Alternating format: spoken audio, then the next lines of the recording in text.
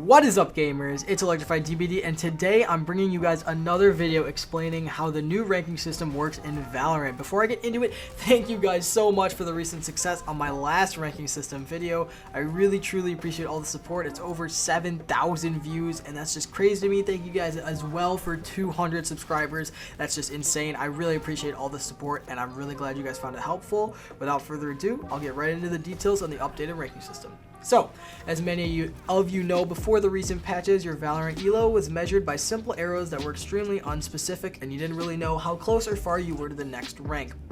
However, since the recent changes, they've made it so that the Valorant ranking system now has numerical values.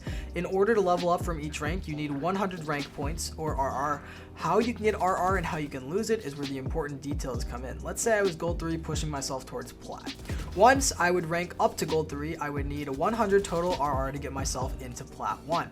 By performing well in a game and with a win, you would earn higher RR towards your total. If you lose, you would lose an amount of RR that would be related to how bad you lost and how bad you performed individually. Typically, people seem to earn around 25 to 30 RR for wins. In my experience, I've had a lot of games in that range. With this in mind, it would in theory take about 4 straight wins to rank up. Now obviously, people don't always just win. However, when losing, you typically don't lose as much RR as you would for winning, but there are cases where you do lose as much as you win, and you generally lose and gain about 20 to 30 RR.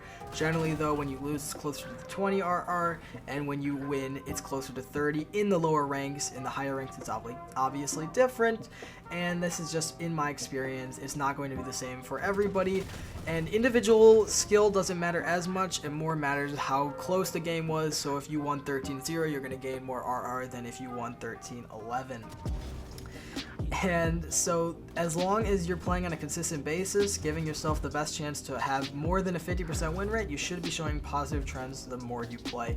So by winning as much or more than losing, you should be gaining points over time that will contribute towards your next rank. And the very best thing about these changes is that it's easier than ever to track where you stand. Another very important thing to note is that when losing, when you are about to D-rank, you will always go to 0 RR, and then the next game you'll rank down. For example, if I was Silver 1 and I only had 17 out of 100 RR, and I lost a game and did terrible, so I lost 22 RR. I wouldn't go to Bronze 3, I would instead go to 0 RR and Silver 1, and it would take one more consecutive loss to D-rank. This again gives you an advantage to show positive trends over time the more you play and win. Lower ranks are also much more forgiving towards RR, helping players rank up and experience different types of play within each rank, which is another positive in my opinion. And again, in addition to these changes, I think in the next patch we are going to get some really big competitive updates. For one, they are nerfing running and gunning, which is a very, very welcome change, I think, for everybody, because nobody likes when you just instantly get a Vandal headshot while he's running from across the map. It is the worst.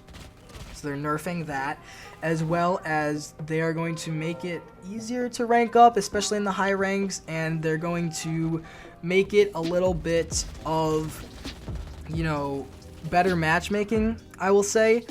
But to be fair, I would like to kind of explain how matchmaking works. So matchmaking isn't actually determined by your RR or what rank you're is. Theoretically, rank doesn't matter at all. It literally does not matter. Your matchmaking is determined by your MMR, which is your matchmaking rating, right?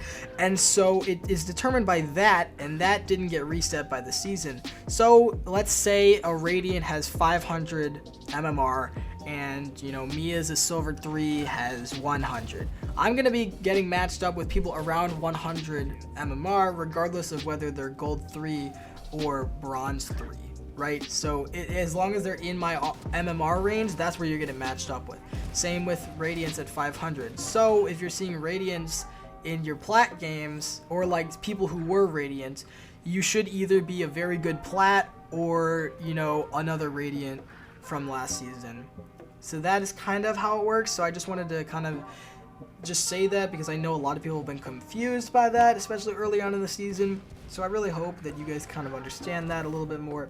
There's a lot of good changes coming, a little more just tweaks. We'll know that more once we get the patch notes out, but that did come in the Ask Valorant post. And so yeah, I mean, that's pretty much it. Thank you guys so much for watching, and I mean, I'm enjoying these changes. I'm enjoying, there's no more tiers to Immortal. It's just Immortal and Radiant with the leaderboard. I really like the leaderboard so we can see who is the best of the best. But I guess, I'm just really happy for these changes. I want to know what you guys think. Let me know all your thoughts about the high ranking changes, the low ranking changes, ranking system changes in general, what's going to be happening in the new patches. But thank you guys so much for watching, and make sure to check out all my socials, including my Twitch in the description, my Instagram, my Twitter, and also I made a Discord server. The link to that will be in the description. So yeah, thank you for that, and I'll see you all in the next one.